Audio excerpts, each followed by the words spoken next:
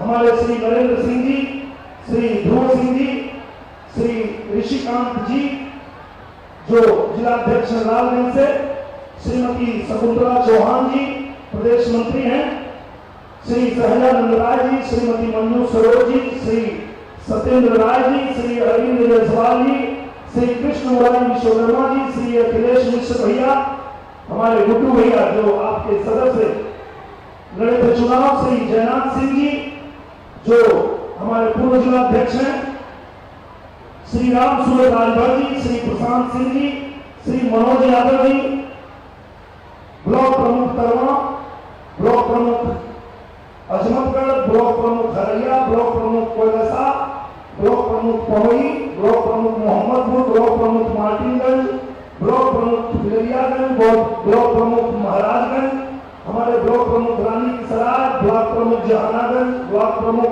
सठिया, ब्लॉक प्रमुख पदना, सबका नाम है जरूरी है ना। सब बहुत मेहनत की है भैया, सबके मेहनत से आज ये अवसर मिलल है और आप सबके मेहनत की नतीजा कि जब दोनों को निरहुआ पहुंचल देश की सबसे बड़ी पंचायत में, तो पंचायत में एक नारा गुजर, आजमगढ़ की जय हो। सुना लो कि ना, तो आजमगढ़ की जय हो और भोजपुरी की जय हो, ये दोनों नारा संसद में गूंज गया था। तो भैया हो बहनी हो जवन संसद में आवाज उठावे में हो तो कौन को बेटा उठाई, आजमगढ़ के विकास खातिर के एकदम निश्चिंत रहा। हनुमान चालीसा पढ़ा रहा ना, और देवता चित्त न धरई हनुमत सही सर्व सुख करे, मतलब कहा जा कि एक साध है सब सद है और सब साध है सब, बहुत ज्यादा लोग सजने की जरूरत ना, मुझे भी महाराज जी को बस आशीर्वाद आजमगढ़ के मिल जाए, आजमगढ़ के विकास से केहू रोकना पाए और आजमगढ़ जैसे आज गोरखपुर चमकत है, जैसे आज बनारस चमकत हो, वैसे आजमगढ़ चमक जाए। तो बस पूज्य महाराज जी के चरणों में प्रणाम करते हुए मैं अपनी वाणी को विराम देता हूँ। आप सबको धन्यवाद देता हूँ कि आप लोग यहाँ उपस्थित हुए और पूज्य महाराज जी के स्वागत में आप यहाँ जितने लोग आए हैं सबको प्रणाम करता हूँ। मंच पर बैठे हुए सभी जितने हमारे पार्टी के कार्यकर्ता से लेकर जितने हमारे पदाधिकारी जो हैं, वरिष्ठ नेता जो हैं, सबको प्रणाम करता हूँ। यहाँ सामने भी जो लोग बैठे हैं हमारे भैया, आप सब लोगों ने बड़ी मेहनत किया भैया, सबको प्रणाम। और आप सबको प्रणाम करते हुए मैं अब बाधा नहीं करूंगा और सीधे सीधे मैं चाहूंगा कि पूज्य महाराज जी आप लोगों को जो सौगात देने के लिए आए हैं वो सौगात आप लोगों को मिल जाए। माता की माता की जय श्री राम। बहुत बहुत धन्यवाद। बहुत बहुत धन्यवाद माननीय। और अब हम माननीय मुख्यमंत्री महोदय से अनुरोध करेंगे कि बटन दबाकर 143 करोड़ से अधिक लागत की 50 विकास परियोजनाओं का शिलान्यास और लोकार्पण करने की कृपा करें। इसमें से 19 परियोजनाएं रो में जिनका शिलान्यास होगा और 31 परियोजनाएं जिनका लोकार्पण किया जाएगा। बटन दबा और शिलापट का अनावरण सड़क, शिक्षा, स्वास्थ्य, चिकित्सा, कृषि, पेयजल, बाढ़ नियंत्रण, सुरक्षा, पर्यटन आदि से जुड़ी ये 50 परियोजनाएं 143 करोड़ की से अधिक की लागत की विकास के नए आयाम और नए द्वार खोलेंगी आजमगढ़ के, और आजमगढ़ विकास के लिए आने वाले समय में जाना जाएगा। ये संकल्प है माननीय मुख्यमंत्री महोदय का। आज बहुत सारे लाभार्थियों को भी प्रतीक स्वरूप मंच पर बुलाया जाएगा और उन्हें उनके लाभांश से सम्मानित किया जाएगा। मैं इस क्रम में नाम ले रही हूँ और वो लोग आगे आ जाए और माननीय मुख्यमंत्री महोदय से अनुरोध करूंगी कि इन लाभार्थियों को प्रमाण पत्र, स्वीकृति पत्र इत्यादि प्रदान करें। प्रधानमंत्री फसल बीमा योजना के लिए श्रीमती सूर्य देवी कृषि विभाग की ओर से प्रमाण पत्र दिया जाएगा।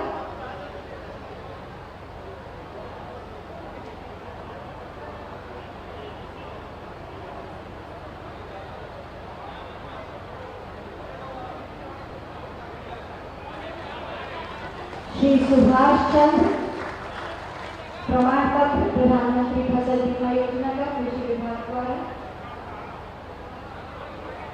सुभाष चंद्र। कृषि यंत्रों को खरीदने के लिए चाबी श्रीमती तारा देवी को कृषि विभाग की ओर से कृषि यंत्र की चाबी।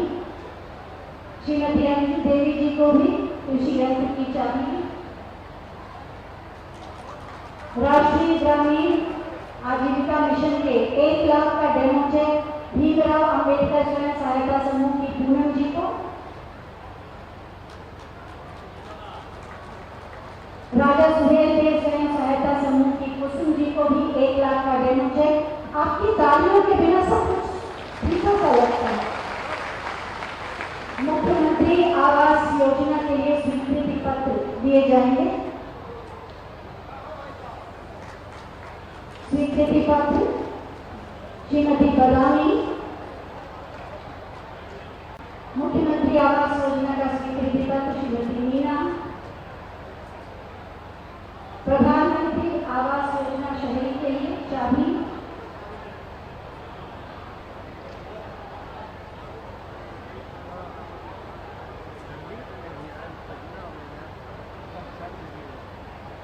माननीय मुख्यमंत्री द्वारा आत्मीय संवाद शुभकामनाएं। प्रधानमंत्री आवास योजना शहरी के लिए चाबी अनिता प्रजापति। और फिर पीएम स्वनिधि योजना का डेमो चेक बुद्धू राम जी को।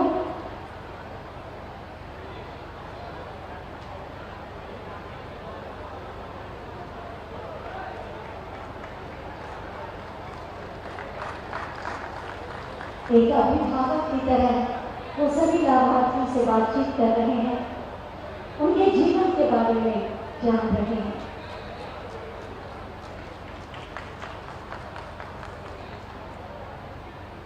पीएम स्वनिधि योजना का डेमो चेक 20,000 का बुद्धू राम जी को।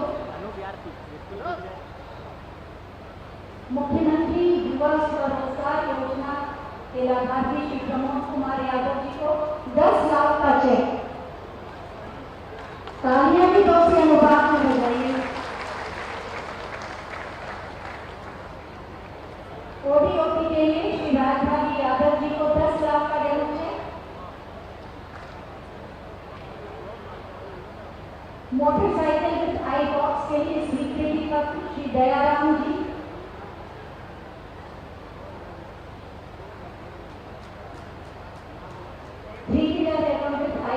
के लिए स्वीकृति पर श्री यहिया अंसारी जी को।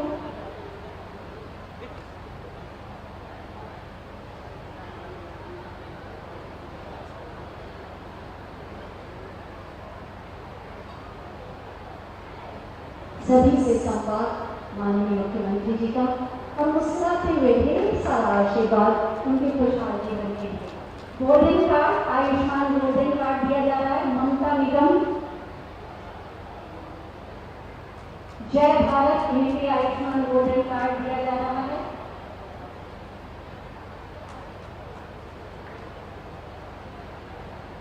मुख्यमंत्री बाल सेवा योजना 24,000 का चेक अर्पिता यादव को। मुख्यमंत्री कन्या सुमंगला योजना अंजलि शर्मा 3,000 का चेक।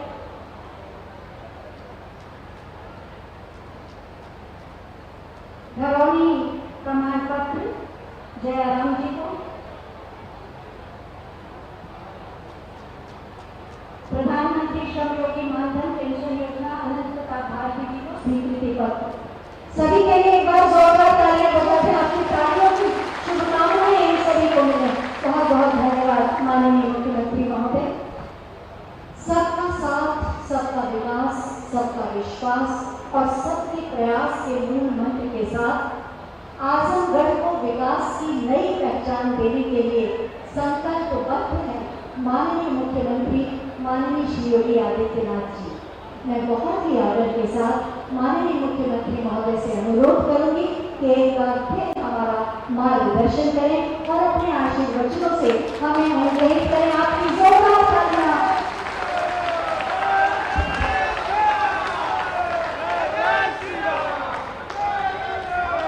भारत माता की, भारत माता की, भारत माता की।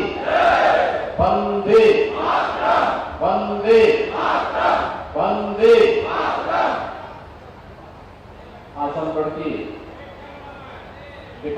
परियोजनाओं के लोकार्पण और शिलान्यास कार्यक्रम में मंच पर उपस्थित प्रदेश सरकार में मेरे सहयोगी मंत्री चौधरी भूपेंद्र सिंह जी, परिवहन विभाग के मंत्री श्री दयाशंकर सिंह जी, प्रदेश के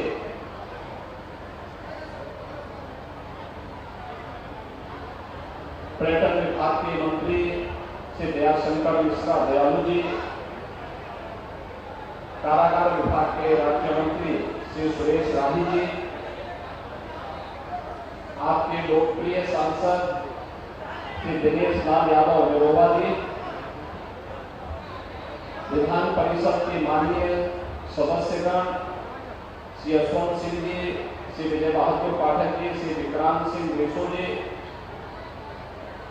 पूर्वांचल विकास बोर्ड के उपाध्यक्ष श्री नरेंद्र सिंह जी, पूर्व सांसद और भारतीय जनता पार्टी की प्रदेश की उपाध्यक्ष श्रीमती नीलम सोनकर जी, पूर्व विधायक श्रीमती वंदना सिंह जी, भारतीय जनता पार्टी के जिला के अध्यक्ष श्री ऋषिकांत जी, प्रदेश मंत्री श्रीमती शकुंतला चौहान जी,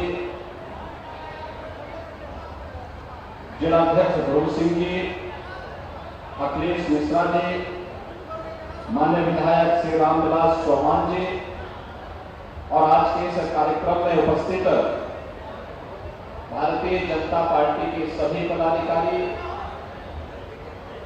भारी संख्या में आज यहाँ पर उपस्थित आजमगढ़ से जुड़े हुए मेरे सभी भाइयों बहनों, मैं ऋषि मुनियों, क्रांतिकारियों और साहित्यकारों की इस पावन भूमि को कोटि कोटि नमन करते हुए आजमगढ़ वासियों का हृदय से आभार व्यक्त करने के लिए आया हूं कि आप सबने अभी हाल ही में संपन्न हुए उपचुनाव में लोकसभा की सीट पर भारतीय जनता पार्टी के प्रत्याशी और लोकप्रिय भोजपुरी अभिनेता श्री दिनेश लाल यादव जी को यहां से विजयी बना करके देश की सर्वोच्च पंचायत में भेजा है। इससे आजमगढ़ की पहचान बदली है, आजमगढ़ के बारे में लोगों की अच्छी धारणा बदली है, बनी है और इससे उत्तर प्रदेश का मान भी बढ़ा है। और इसलिए आप सबका हृदय से अभिनंदन करते हुए मैं धन्यवाद देने के लिए आज आजमगढ़ में आया हूं। और स्वाभाविक रूप से जब हम लोग आए हैं तो जो आपने एक ऋण हम पर वोट के रूप में लगा दिया है, इस ऋण से ऋण होने के लिए विकास की कुछ परियोजनाओं का शिलान्यास भी और कुछ का उद्घाटन भी करने का तो यहाँ कार्यक्रम हो ही रहा है, लेकिन कुछ नए और भी प्रोजेक्ट आजमगढ़ के लिए बनेंगे। इस दृष्टि से आज विशेष रूप से मैं यहाँ पर आया हूँ। आपके लोकप्रिय सांसद भी हैं, हमारे विधान परिषद के 3 माननीय सदस्य भी हैं, प्रभारी मंत्रीगण हैं, 3 प्रभारी मंत्री इस मंडल के लिए, इस महीने के लिए यहाँ पर विकास की योजनाओं को गति देने के लिए आए हैं। और साथ साथ इसी मंडल के ही मंत्री श्री दयाशंकर सिंह जी, जिन्होंने लोकसभा चुनाव के दौरान यहाँ कैंप किया था, वे भी इस अवसर पर उपस्थित हुए हैं। भाइयों बहनों, आज यहाँ पर 50 विकास की परियोजनाओं का लोकार्पण और शिलान्यास हो रहा है, जिसमें 143 करोड़ 10 लाख रुपए से अधिक की राशि खर्च हुई है या हो रही है। और इसके लिए मैं आप सबको हृदय से बधाई देता हूं, आप सबका मैं अभिनंदन भी करता हूं और आप सबके प्रति अपनी शुभकामनाएं भी व्यक्त करता हूं। आजमगढ़ विकास के पथ पर अग्रसर होने वाला एक प्रमुख जनपद है और होना भी चाहिए। जो पोटेंशियल यहां पर थी, जो प्रतिभा यहां पर थी, वह प्रतिभा राजनीति की संकीर्णताओं के कारण देश के राष्ट्रीय क्षितिज पर उन विभाजनकारी ताकतों का शिकार हो गई जिसने आजमगढ़ जैसे जनपद के नौजवानों के सामने पहचान का संकट खड़ा किया। याद करिए, आज से 5 वर्ष पहले जब आजमगढ़ का नौजवान आजमगढ़ के बाहर कहीं जाता था, उसके सामने अपनी पहचान को छुपाने के लिए मजबूर होना पड़ता था। उसे कारण था क्योंकि अगर वह बोलता था कि मैं आजमगढ़ से आया हूं, तो भाइयों बहनों, आजमगढ़ के नाम पर उसे होटल में रूम नहीं मिलता था, धर्मशाला में कोई ठहरने के लिए अनुमति नहीं देता था और कोई अपने मोहल्ले में किराए पर भी नहीं रहने देता था। क्या बीती होगी जो नौजवान इस दौरान आजमगढ़ से बाहर रोजी रोजगार के लिए निकला होगा। लेकिन आपने इस धारणा को बदलने के लिए प्रधानमंत्री मोदी जी ने एक भारत श्रेष्ठ भारत के अभियान को आगे बढ़ाने का कार्यक्रम किया। उत्तर प्रदेश के अंदर भारतीय जनता पार्टी की जब सरकार 2017 में बनी, तो सरकार बनने के बाद जो अनेक प्रकार के कार्यक्रम हम लोगों ने प्रदेश के लिए तय किए थे। आजमगढ़ के अंदर भले ही हमारा विधायक न बना हो, भले ही हमारे सांसद न जीते हो, हमने लोकसभा चुनाव में भी आजमगढ़ की भी और लालगंज की भी सीट हम लोग हारे थे, लेकिन हमने आजमगढ़ के विकास को अवरुद्ध नहीं होने दिया। पूर्वांचल एक्सप्रेस वे प्रधानमंत्री मोदी जी ने इसी आजमगढ़ में आकर के जुलाई 2018 में उसका शिलान्यास किया था। आज पूर्वांचल एक्सप्रेस वे ने आजमगढ़ के विकास को एक नई गति दे दी है। अब यहां से लखनऊ जाना हो, भाइयों बहनों, मात्र 2 घंटे में आप लखनऊ पहुंच सकते हैं। आपको दिल्ली जाना हो तो पूर्वांचल एक्सप्रेस वे से लखनऊ, आगरा एक्सप्रेस वे और यमुना एक्सप्रेस वे पकड़ करके मात्र 7 घंटे में आप दिल्ली पहुंच सकते हैं। क्या कोई कल्पना करता था कि ये होगा?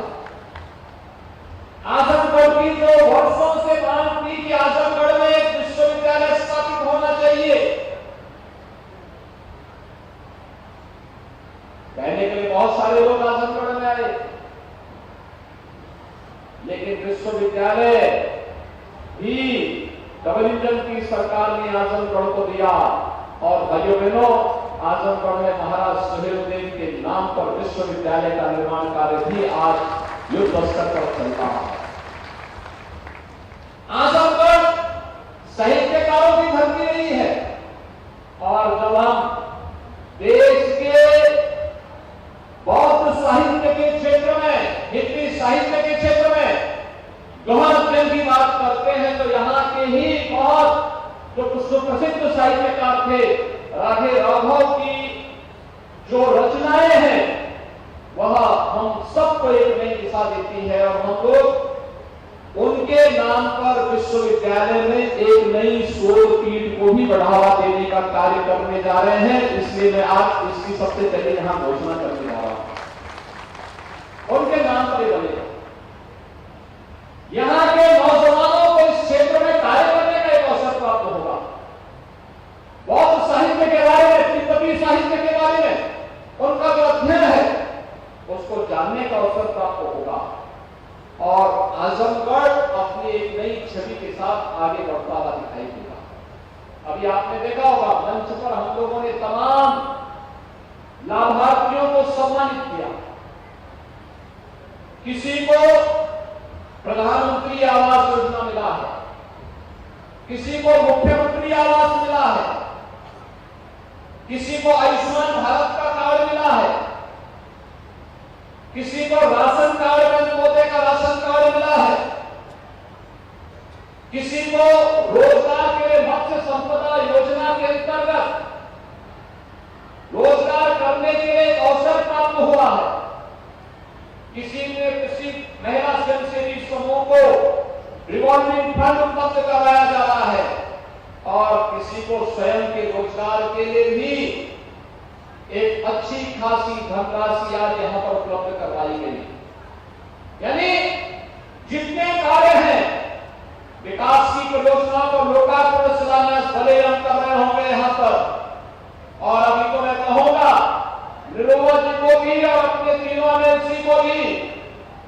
कि यहाँ के जिला प्रशासन के साथ बैठ करके डिस्ट्रिक्ट लेवल बैंकर्स कमेटी की बैठक को आयोजित करिए।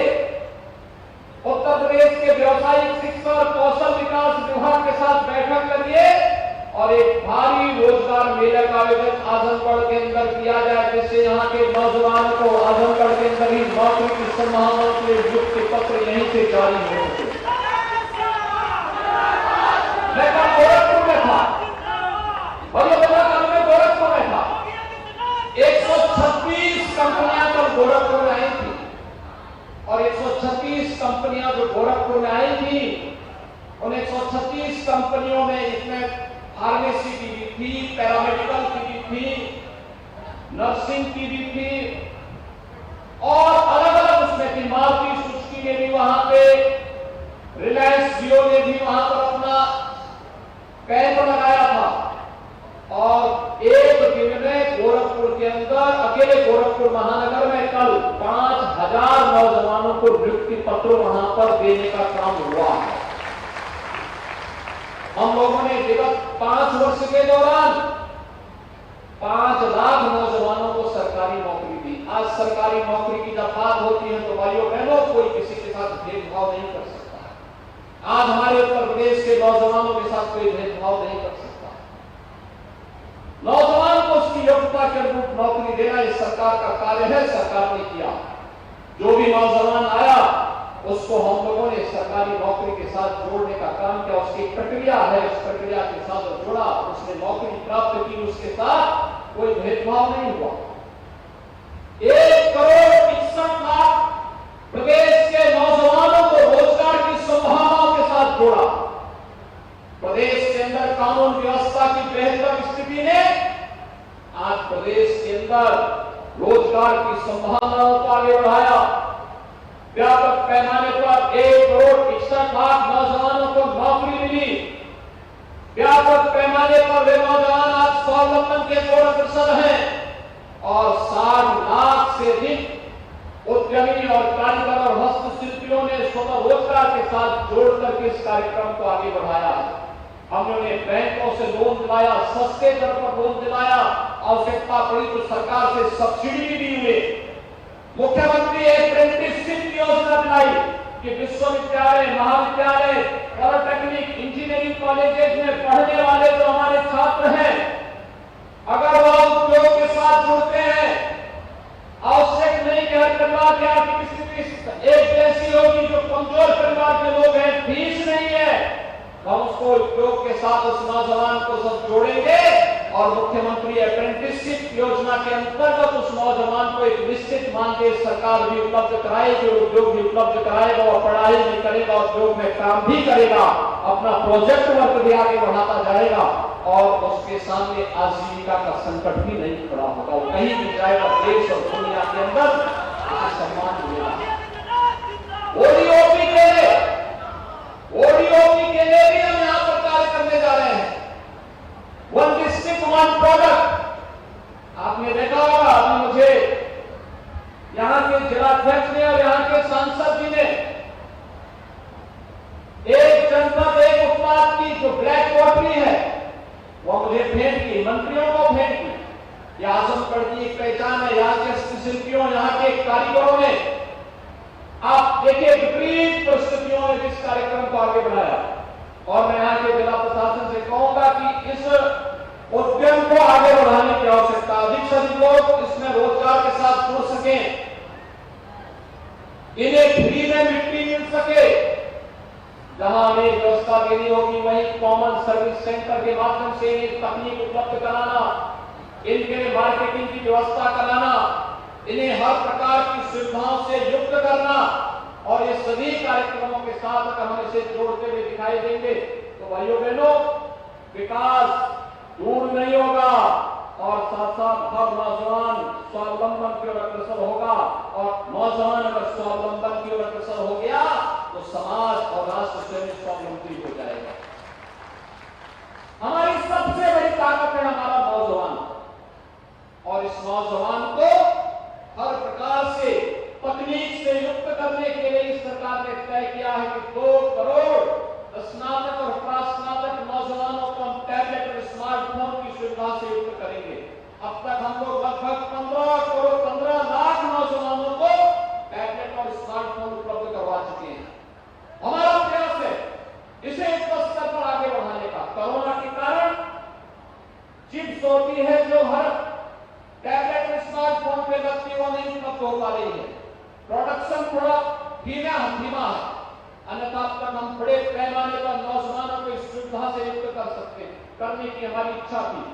और भाइयों बहनों, हमारा संकल्प है इस कार्यक्रम को हम आगे बढ़ाएंगे और इसीलिए आज यहाँ पर ओडीओपी के लिए कॉमन सर्विस सेंटर की स्थापना का कार्यक्रम युद्ध स्तर पर आगे बढ़े, इसके लिए मैं एमएसएमई विभाग से भी कहूंगा और जिला प्रशासन भी इस प्रकार का एक प्रस्ताव इसको भेजे जिसे ब्लैक पोर्टली के माध्यम से ढेर सारे लोगों को यहाँ पर रोजगार की संभावनाओं के साथ आगे हम बढ़ा सके। यहाँ के नौजवानों को हाई स्कूल और इंटरमीडिएट पास करने वाले नौजवानों के उनकी अपने रुचि के अनुसार कार्य करने का उन्हें अवसर प्राप्त होना चाहिए। आजमगढ़ को उस प्रकार के सेंटर के रूप में विकसित होना चाहिए।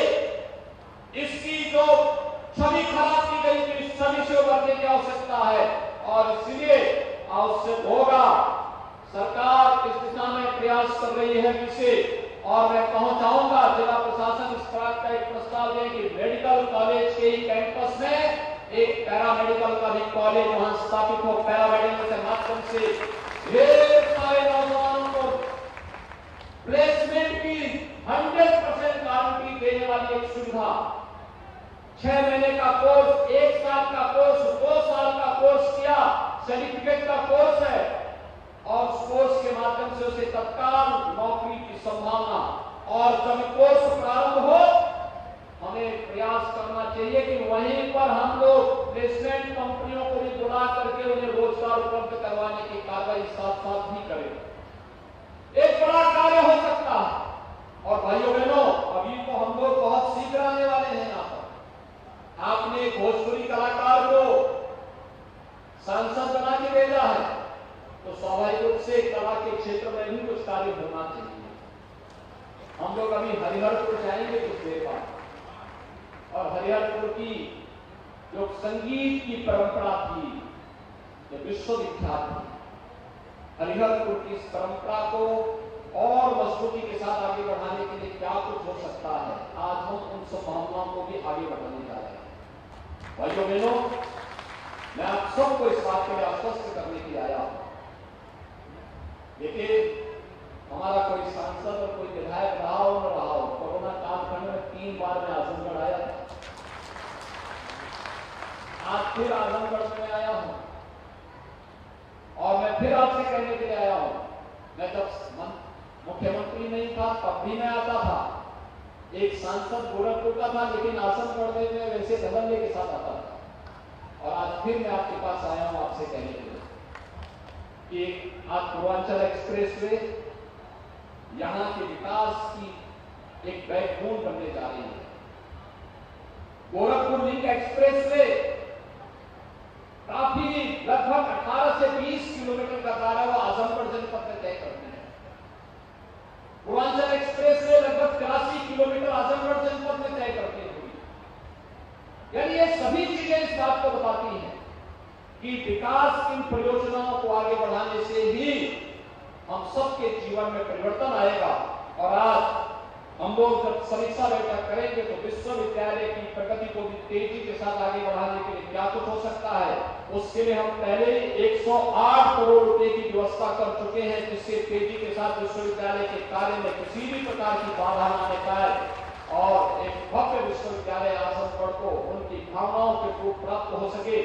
इस विश्वास के साथ आज यहाँ पर विकास की ढेर सारी योजनाएं आपको प्राप्त हो रही है और विकास की ढेर सारी योजनाएं के प्रस्ताव यहाँ के माननीय सांसद जी ने, यहाँ के विधान परिषद सदस्यों ने मुझे उपलब्ध कराए हैं।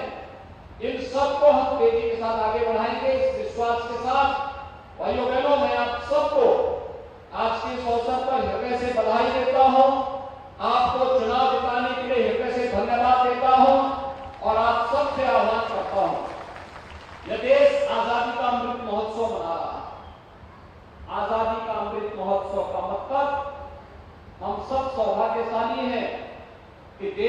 आजादी के अमृत महोत्सव के साथ हम सब यानी 75 वर्ष की इस महोत्सव के साथ हमें जुड़ने का सौभाग्य प्राप्त हो रहा है और 75 वर्ष के सौभाग्य के साथ हम जुड़ रहे हैं। एक प्रधानमंत्री मोदी जी ने देश के लिए कुछ संकल्प दिया। 13 अगस्त से 15 अगस्त के बीच हर घर तिरंगा का कार्यक्रम होना चाहिए, हर घर में तिरंगा लहराना चाहिए। लहराएगा ना तिरंगा? हर घर में हर घर तिरंगा लगाएंगे। सभी लोग सहमत हैं? दोनों हाथ लगा के बोलेंगे मेरे साथ, दोनों हाथ लगा के भारत माता की। तो 13 से 15 अगस्त के बीच हर घर में तिरंगा लहराना चाहिए। लहराएगा ना? दूसरा, इस दौरान स्थानीय स्तर पर हमारे स्कूलों को, कॉलेजेस को एक अभियान चलाना चाहिए कि हर गांव में, हर कस्बे में कोई ना कोई क्रांतिकारी आजादी की लड़ाई के साथ अपने आप को समर्पित किया था। ज्ञात और अज्ञात उन सभी क्रांतिकारियों के नाम को फिर से हम इतिहास के पटल पर अमृत साहब के रूप में आगे बढ़ाएं। स्कूल कॉलेजेस को इस सोच के साथ जोड़ना चाहिए और उसका एक संकलन अपने विद्यालय स्तर पर फिर जनपद स्तर पर करवाना चाहिए। एक बड़ा कार्य होगा। प्रभात फेरी निकले, तमाम प्रकार के रचनात्मक कार्यक्रमों के साथ लेखन प्रतियोगिता हो, क्रांतिकारियों के वेशभूषा में फैशन शो हो और भी अनेक कार्यक्रम, लेखन प्रतियोगिताएं का आयोजन हो, वीर रस की राष्ट्रभक्त से जुड़ी हुई कविताओं का गायन हो। ये तमाम कार्यक्रम तो हमें करने ही चाहिए, लेकिन साथ साथ जब ये देश आजादी का शताब्दी महोत्सव मना रहा होगा, भाइयों बहनों, जब ये देश आजादी के 100 वर्ष पूरा कर रहा होगा, उस समय हमें कैसा भारत चाहिए? देश की आजादी के शताब्दी महोत्सव के लिए हम सबको अपने आप को तैयार करना होगा और यह तब हो सकता है जब हर भारतवासी अपनी जिम्मेदारियों का निर्वहन करते हुए, अपने कर्तव्यों का निर्वहन करते हुए पूरी ईमानदारी के साथ एक संकल्प ले ले कि मुझे स्वयं के लिए, अपने गांव के लिए, अपने नगर के लिए, अपने विकास खंड के लिए, अपने जनपद के लिए और अपने प्रदेश और अपने देश के लिए कार्य करना है और उसे महानता की ओर अग्रसर करना है, तो भारत को दुनिया की सबसे बड़ी ताकत बनने से कोई भी नहीं रोक सकता है और हमें भारत को दुनिया की सबसे बड़ी ताकत के रूप में स्थापित करने के प्रधानमंत्री मोदी जी के संकल्प के साथ जुड़ना होगा और इस संकल्प के साथ जुड़ने का आह्वान आप सबसे करते हुए मैं आप सबको अभी से रक्षाबंधन, स्वतंत्रता दिवस के अमृत महोत्सव कार्यक्रम की और फिर इसके बाद जन्माष्टमी का भी आयोजन आ रहा है। इन सभी आयोजनों की हृदय से बधाई देता हूं, अपनी शुभकामनाएं देता हूं और पूरे आजमगढ़ वासियों का श्री दिनेश लाल यादव निरोवा जी को आजमगढ़ लोकसभा सीट की प्रतिष्ठित सीट पर विजयी बनाने के लिए हृदय से धन्यवाद देते हुए आप सबका आभार व्यक्त करता हूं।